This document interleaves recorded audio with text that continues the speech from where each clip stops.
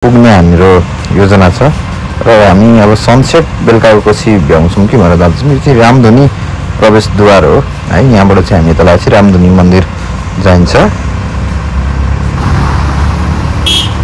दामी छ हैन। अब गाउँको बाटो पिच छ, सरर मजा छ हैन।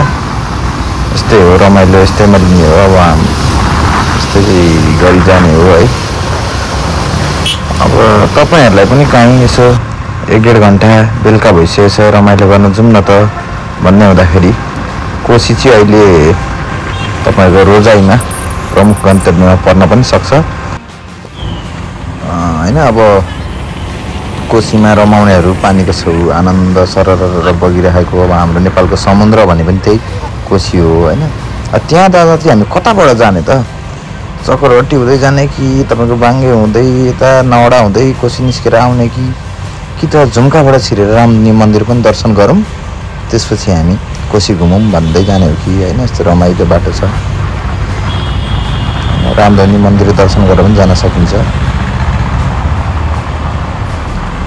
समग्रमा यस्तै समथर तराईको भूभागहरू हैन, मजा छ जोस्।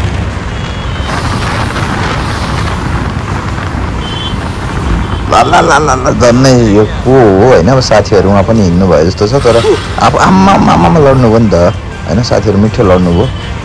यस्तै हो, अलिकति त्यही भएर केयरफुल हुन जरुरी छ है। दुई पाङ्ग्रे साधन हो हाम्रो बाइकहरु भनेको। अब हामीले चाहिँ चिनेको थिएनौँ, उहाँहरुको साथीहरुले नि उठाउन थाल्नुभयो। हामी फेरि अगाडि बढिरहेछौँ। अब हामी रामधुनी नजिक पुगिरहेछौँ भने अब यताबाट हामी रामधुनीतिर टर्निङ लिँदैछौँ। अब यस्तै छ, समग्रमा मजा छ, हेर्नुहोस् हैन।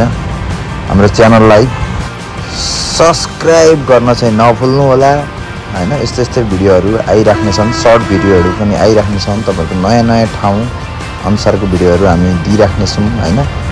अब यस्तै छ। अब यहाँबाट अलिकति बाटो यो रामधुनी मन्दिर पुग्नै लाग्दा चाहिँ थोरै अप्ठ्यारो छ हैन। त्यसपछि फेरि केही अप्ठ्यारो बाटो हिँड्दा चाहिँ हामी पिछे हेर्छौँ हैन। त्यसपछि अब सरर बवाल बाटो छ हैन।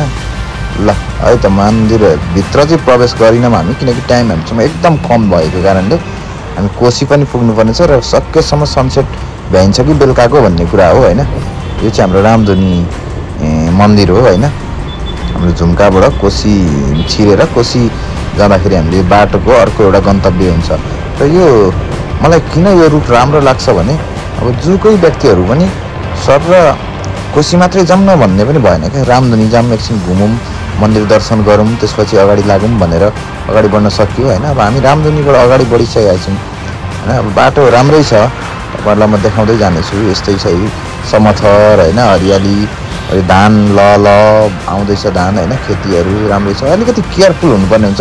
गाई बाख्रा पाठा हैन, मान्छेहरू बाटोमा अलिकति जताततै हुने भएकोले बाइक कुदाउँदा र राइड गर्दा चाहिँ फुत्तै यस्तो टर्निङ आइदिहाल्ने, अगाडिको केही नदेखिने अवस्था छ। घुमाउरो टाइपको बाटो भएको कारणले चाहिँ अलिकति केयरफुल हुन हामी जरुरी छ हैन। हेर्दै गर्नु होला है त गाइज। ल अब हामी कोसी पनि पुग्न लागिसकेका छौँ। अब यस्तै हो, रमाइलो छ जे होस् हैन। हेर्नुहोस् अब कस्तो हुन्छ है त। ल कोसी पुगेपछि फेरि हामी देखाउने नै छौँ। र अहिले चाहिँ हामी